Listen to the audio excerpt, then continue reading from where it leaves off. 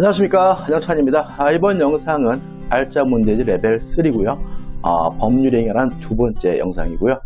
법률에 대한 본격적인 반사회적 법률에 대해서 다뤄보도록 합니다. 자, 문제를 함께 보죠. 7번입니다. 자, 감남과 을료와 부척 관계를 맺었죠.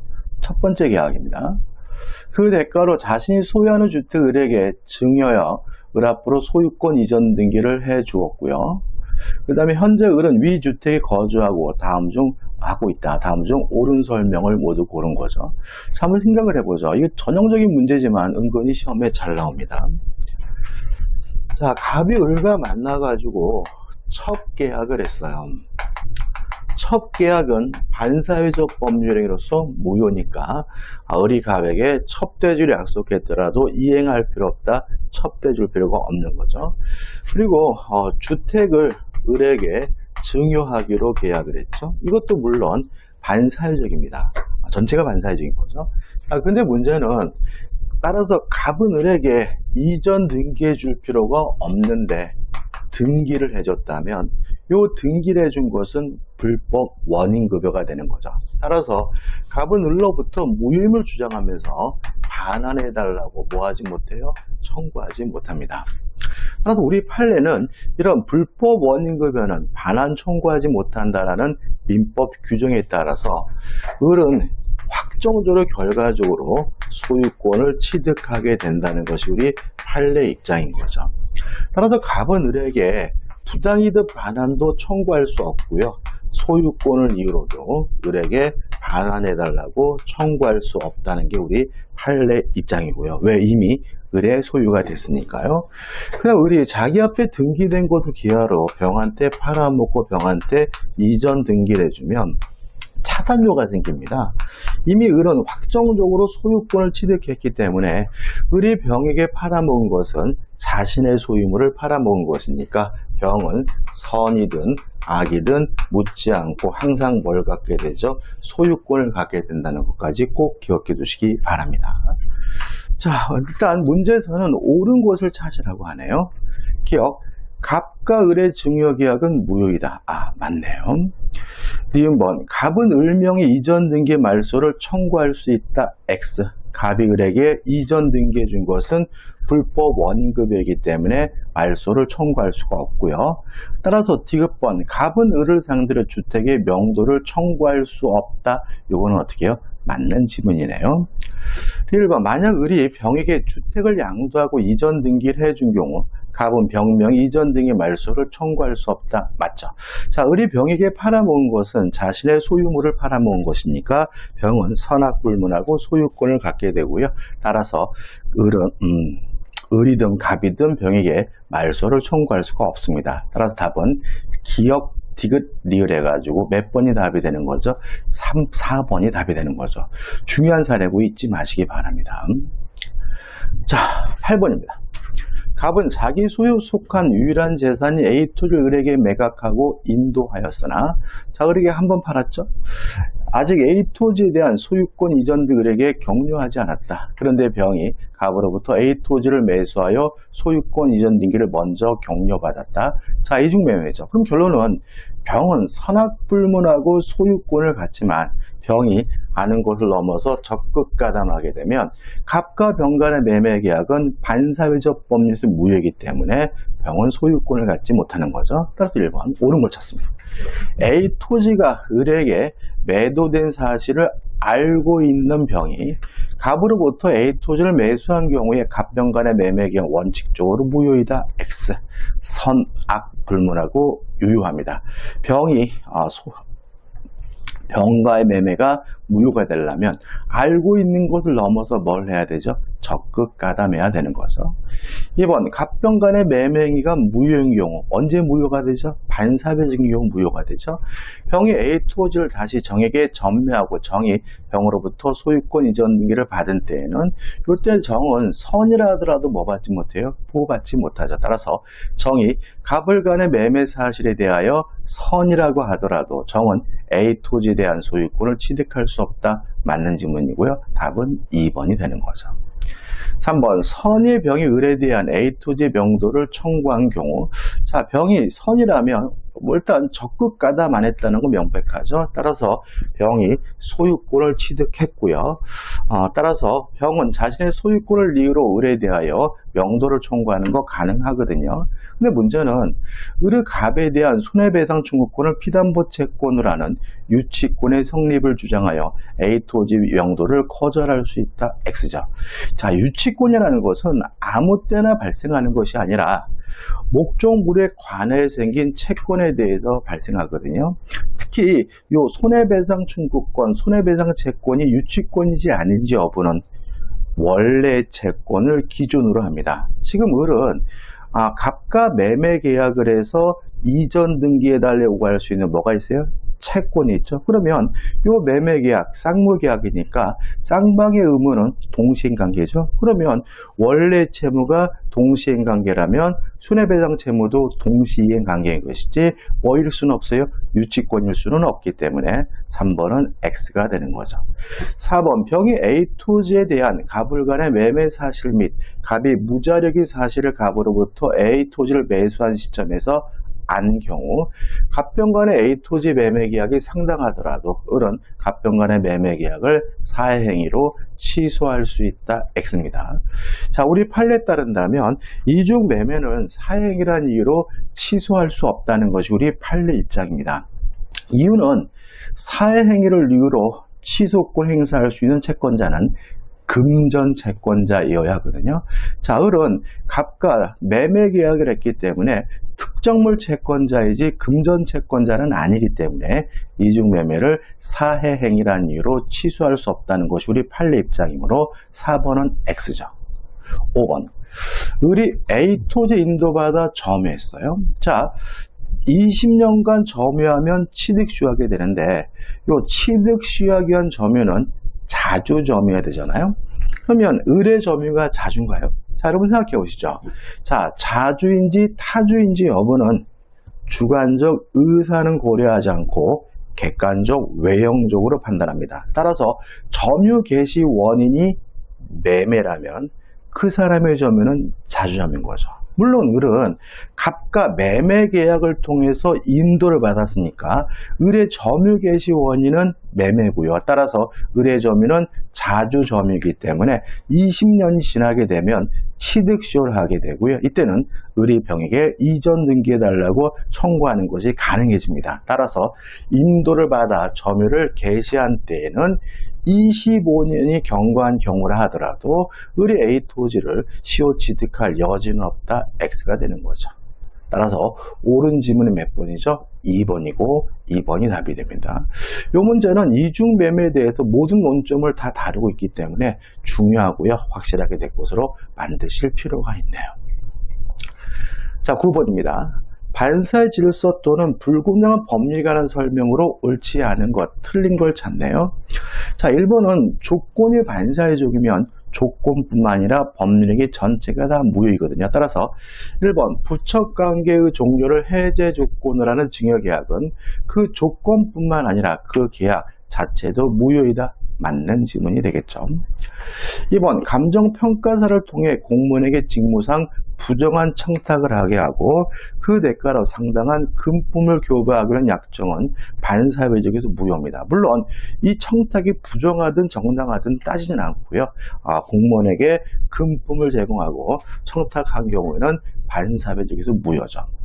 3번 불공정한 법률행위가 되기 위해서는 피해자의 궁박, 경솔, 무경험이거든요. 이 세 가지 관계에 대해서 우리 판례는 궁박 또는 경솔 또는 무경험 이렇게 이해하거든요. 그 말은 뭐죠? 셋 중에 하나만 있으면 되는 거죠. 따라서 어느 하나만 있으면 되고 그 모두가 있어야 할 필요는 없다. 예, 맞는 질문이 되겠죠. 3번 4번 계약이 불공정한 법률에 해당하여 무효예요. 물론 불공정한 법률이라는 민법 104조는 강행 규정이고요. 당사자 간의 특약으로도 뭐 할 수 없어요? 배제할 수가 없겠죠. 따라서 불공정한 법률행위임을 무효임을 주장하지 않겠다라고 특약을 했더라도 그 특약 자체가 뭐인 거죠? 무효인 거죠. 자, 그럼 생각해 보자고요. 무효를 하더라도 특별한 사정이 없는 한 그 계약에 관한 부재소합이라는 말은 뭐예요? 소송을 제기하지 않기로 하는 합의, 다투지 않기로 하는 얘기, 무효임을 주장하지 않기로 하는 합의는 강행법규 위반이기 때문에 무효고요. 따라서 부재소합의는 유효하다, X가 되고요. 답은 4번이 되는 거죠. 5번, 법률행위 내용이 반사회적인 것이 아니지만 반사회적 조건이 붙어 반사회적인 성질을 띠게 되면 조건뿐만 아니라 법률행위 전체가 다 무효이기 때문에 그 법률은 무효이다, 맞는 질문이네요. 따라서 이 문제 답은 4번이 됩니다. 10번입니다. 불공정한 법률행위에 관한 설명으로 틀린 것을 찾네요. 일단 적용 범위에서 경매 적용되지 않고요. 증여와 같은 무상계약에 적용되지 않습니다. 둘 다 맞는 지문이고 꼭 기억해 두셔야 되겠죠.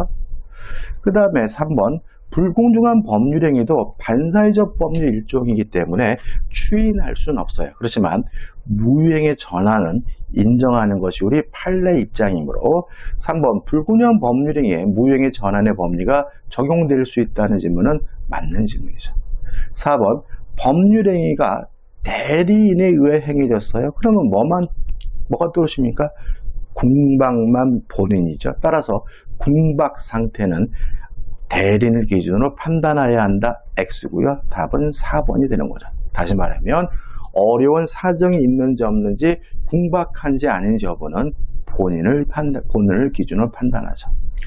5번, 매매 계약이 불공정한 법률에 해당하는지는 계약 체결 당시 법률행위 시를 기준으로 판단해야 한다, 맞는 질문이고, 제가 앞전의 영상에서 말씀드렸지만 우리 민법은 일반적으로 법률행위 시를 기준으로 한다는 건 맞는 질문입니다. 답은 뭐죠? 4번이 되는 거죠. 11번입니다.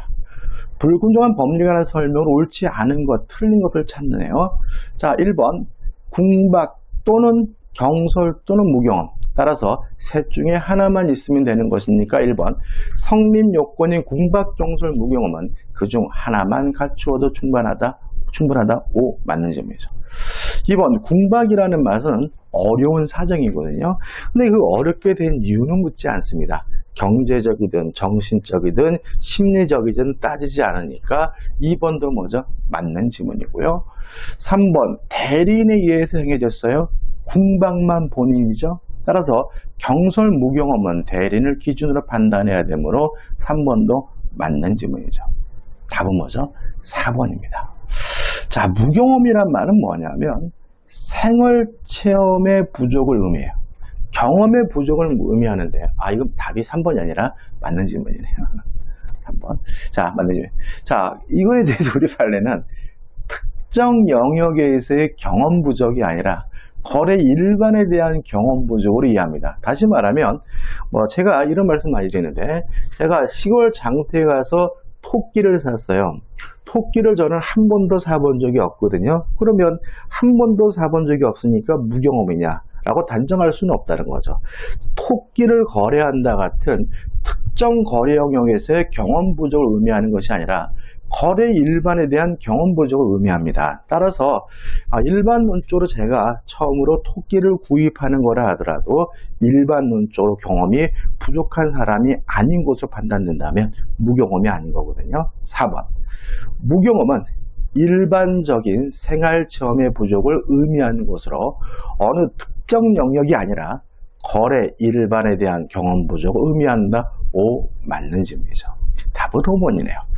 자, 불공정한 법률행위도 반사회적 법률의 일종입니다. 따라서 추인할 수는 없어요. 다만 무효행위 전환은 인정하는 것이 우리 판례 입장이므로 5번, 계약이 약정된 매매대금의 과다로 인하여 불공정한 법률에 해당하는 경우 무효행위의 전환에 관한 민법 제138조가 적용될 수 없다. X고요. 답은 5번이 됩니다.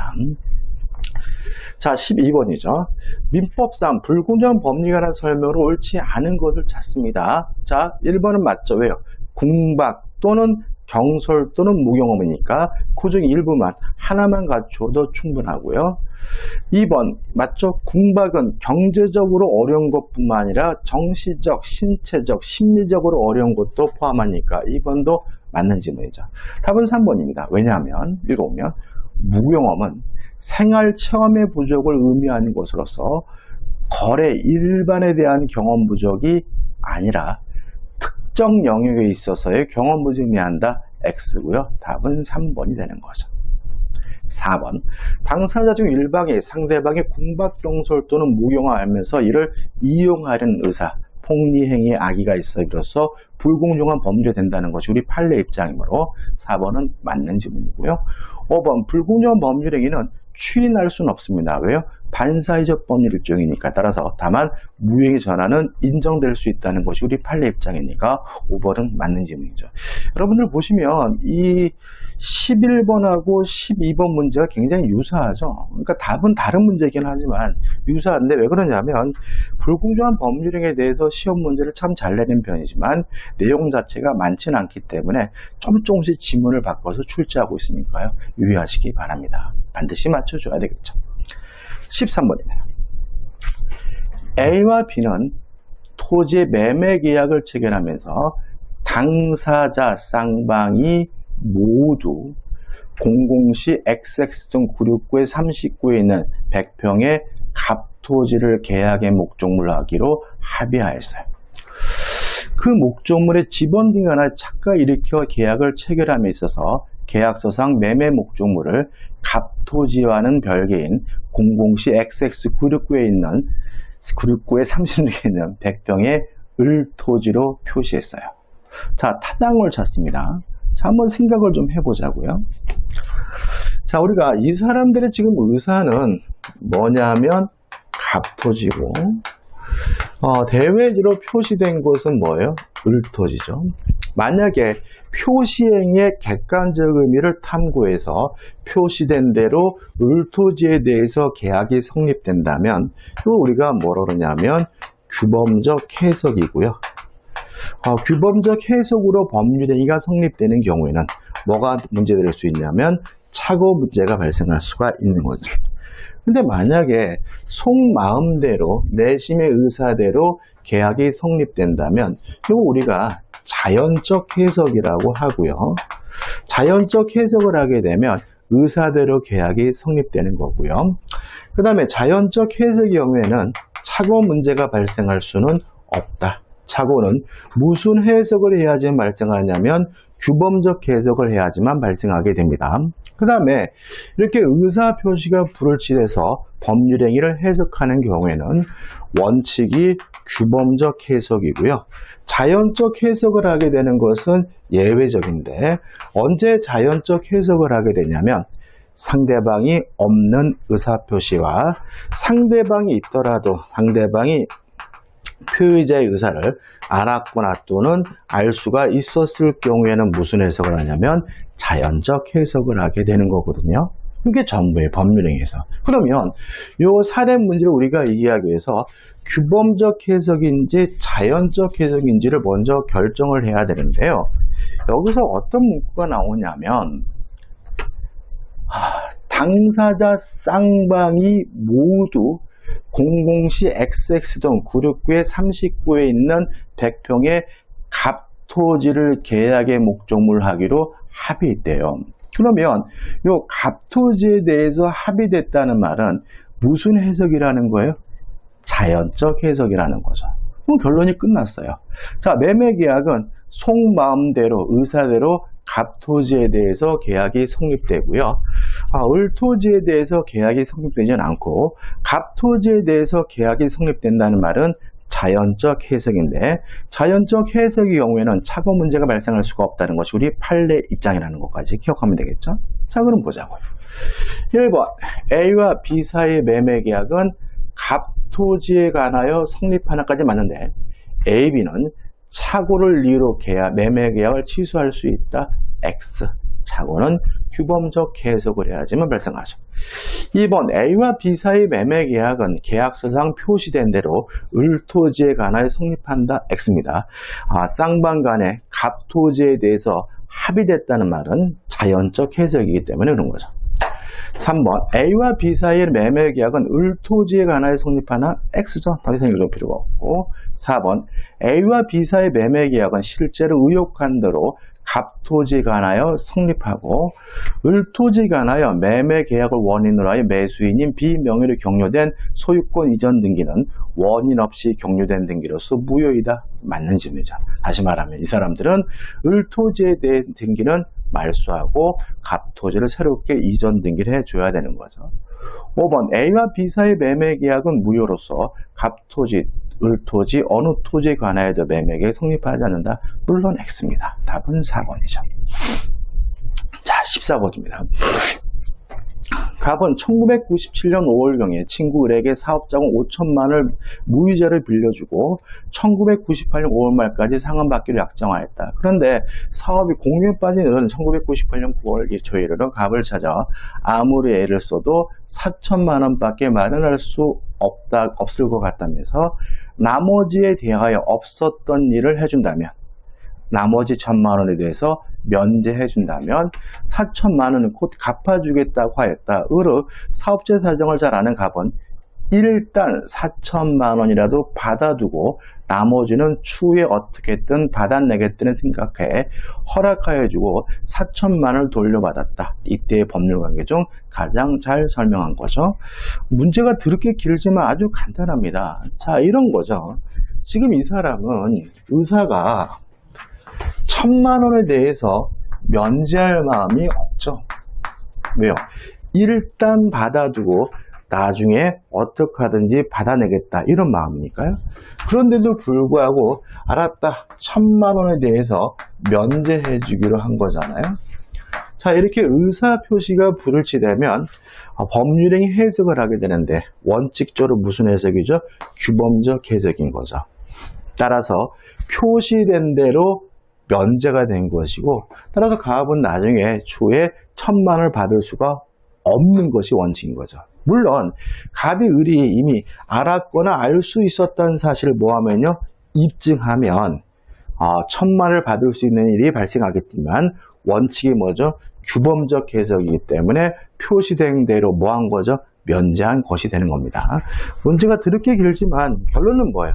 원칙적으로 규범적 해석, 상대방이 알았거나 알 수 있었으면 자연적 해석인 거죠. 그래서 답만 볼 건데 1번을 보시면 갑이 1,000만 원에 대하여는 없었던 일을 해준 것을 채권 중 일부라도 변제받으려고 그렇게밖에 할 수 없는 상황에서 한 행위이므로 민법 제104조의 불공정한 법률에 해당한 그 면제 의사 표시는 무효이다. 잠깐만요. 이 답이 지금 1번이 아닙니다. 그죠? 1번이 아니네. 일단 여기서 불공정하다라고 단정 지을 수는 없어요. 이거 답이 5번입니다. 5번으로 정답이 수정해 주셔야 되겠는데 5번. 갑은 실제로는 자신에게 잔존 채무에 대한 면제 의사서가 없었음을 을이 알았거나 충분히 알 수 있었다는 사실을 입증하지 못하는 한, 다시 말하면 알았거나 알 수 있던 사실을 입증을 해서 자연적 해석을 하지 않는 한 표시된 대로 1,000만 원을 면제한 것이니까 4천만 원을 만족해야 된다. 이게 맞는 질문이죠. 참고로 지금 답이 5번이 아니라 1번이 아니라 몇 번이죠? 5번으로 수정해 주시고 그 다음에 나머지 분들은 큰 의미 없으니까 5번이 답이고 이유는 뭐라고요? 원칙이 규범적 해석, 상대방이 알았거나 알 수 있어야 비로소 뭐가 되죠? 자연적 해석이 되는 거죠. 마지막 문제 남았네요. 15번입니다. 다음 사례 설명 중 옳은 곳을 찾으러 갑니다. 맞습니다. 갑은 을로부터 토지를 매수하면서 양도소득세 회피 및 투기의 목적으로 자신 앞으로 소유권 이전 등기를 격려하지 아니하였다. 또한 이를 병에게 훨씬 높은 금액의 미등기한 채로 전매하고 만일 세무서가 이를 적발해 갑에게 양도소득세가 부과될 경우 병이 부담하도록 요구하였다까지 끊어볼게요. 자, 일단 세금 회피나 투기는 인간 본성에 바르니까 반사회적이지 않아요. 따라서 요 병이 이 양도소득세를 부담하기로 약정했다면 그 자체는 뭐인 건 아니죠? 반사회적인 것은 아닌 거예요, 일단. 근데 문제는 병이 그 토지를 매수하여야만 하는 궁박한 상태에 있었기 때문에 매매 대금이 현저히 높은 X임에도 불구하고 이를 수락했다면 주관적으로 궁박하고 객관적으로 현저한 불균형이 있다라고 판단된다면 뭐로서는 무효일 수 있습니까? 불공정한 범죄행위로서 무효일 수 있는 거죠.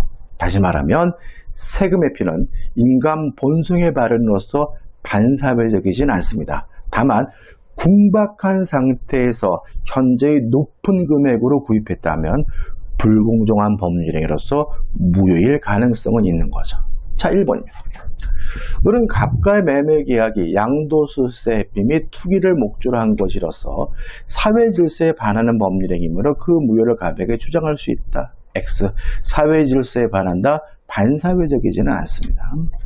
2번, 병은 갑과의 전매 계약이 원래 매도인이 부담해야 할 양도세를 매수인 자신에게 부담하도록 한 것으로서 불법 조건에 해당하여 반사회, 사회 질서에 반하는 법률은 무효를 갑에게 주장할 수 있다. X. 반사회적이지는 않습니다.